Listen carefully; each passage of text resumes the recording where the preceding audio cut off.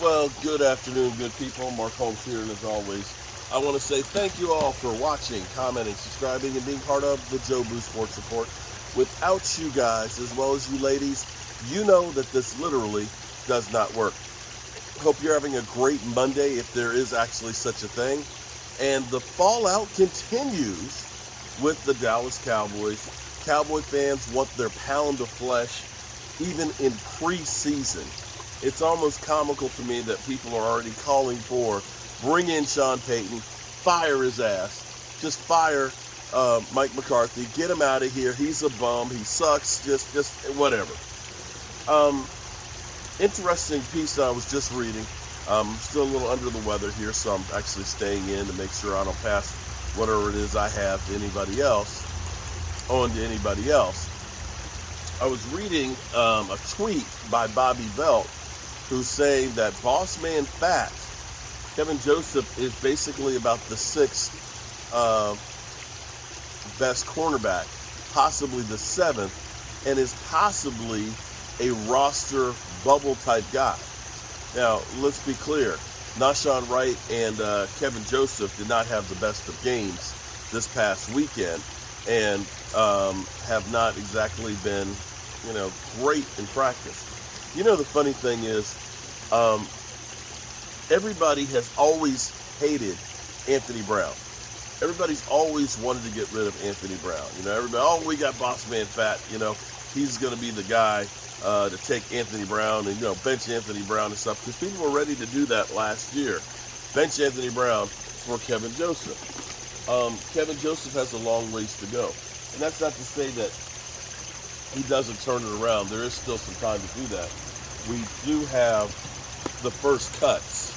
The team wants to get rid of 5 guys tomorrow to get down to 85. I doubt there's any chance that he would be one of those 5 tomorrow. But he will need to play better in the future. And this is kind of an interesting thing. I should have done this actually sitting at my desk. One thing with the Eagles have had a hard time with first-round draft picks. They've gone through since Lane Johnson. The jury's out, of course, with Devontae Smith and Jordan Davis. But every pick since Lane Johnson is gone, or about to be gone. They're trying to get rid of Andre Dillard right now as well, and he's only been there 3 years. The same can be said about the Cowboys and our second-round picks. And I hope that we break this chain of this, because I really hope that Sam Williams is going to be a beast. But second-round picks for the Cowboys have not been really great to us. Now maybe Tristan Hill will also change that, because Tristan Hill has looked better in this training camp than he has at all. But, we've got Kelvin Joseph, who's one of those dreaded second-round picks. The thing about the Cowboys, that at least my personal observation is, one, they really do all of the homework. They are great at finding the first-round picks. And after they get that guy, it's almost like they will throw caution in the wind, and they will take a chance on guys that have injuries or questionable past to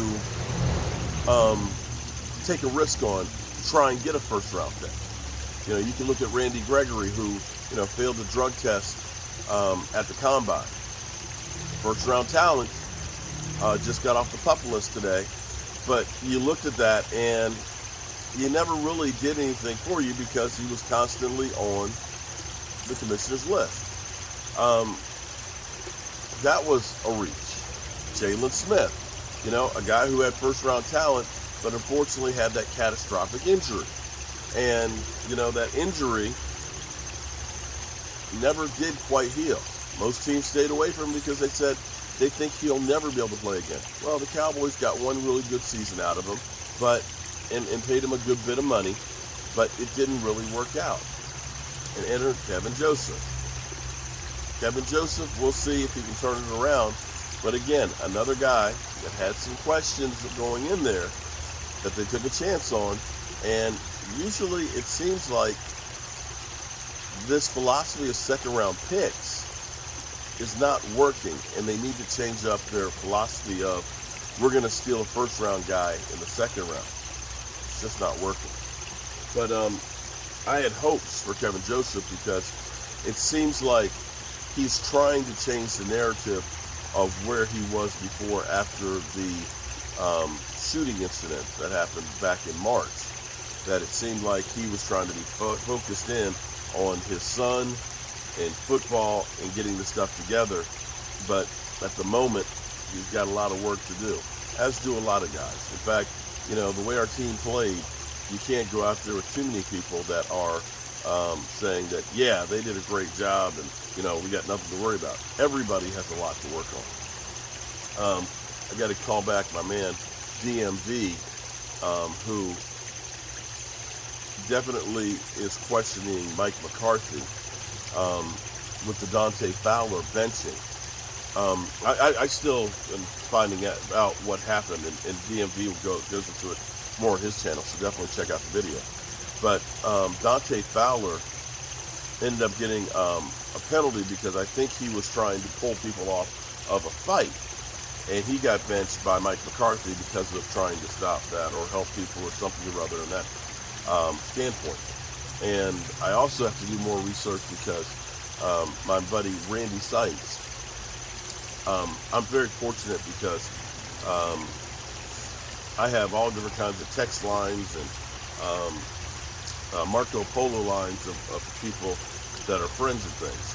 And from the trip we did down to Stewart's house, Randy Seitz, Mark Torres, Brian Green, we're all on a text line together. And they were doing some research and numbers that Mike McCarthy's teams with the Green Bay Packers were teams that always had a lot of penalties. And I'm going to double check the numbers on that. And if that's the case, then we're fighting something that has been Mike McCarthy's problem for a long, long time.